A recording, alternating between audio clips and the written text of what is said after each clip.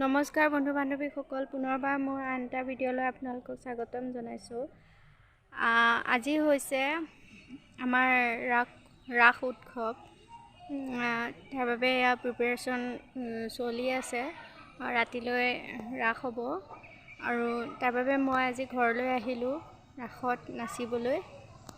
বাকী ইউটিউবতো ব্লগ বনাই দিম বাৰু ভিডিঅ', আপোনালোকে চাব কেনেকুৱা হয়।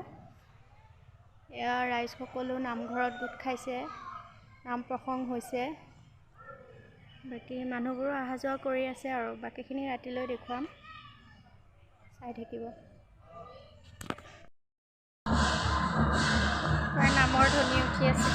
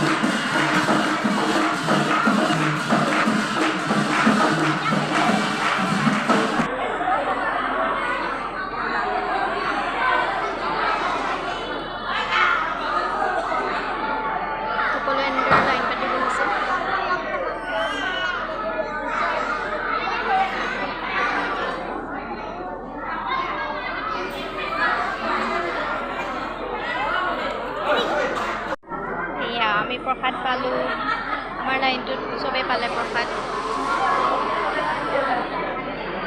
এইফালেও দি আছে প্ৰসাদ, আমাকো দিলে প্ৰসাদ, এফালেও দি আছে। আমি ভকতে আশীৰ্বাদ দিয়াৰ পিছত প্ৰসাদ খাম। মই দুখনেই লৈছোঁ, মাৰ কাৰণেও এখন লৈছোঁ, মা যিহেতু অহা নাই সেইবাবে।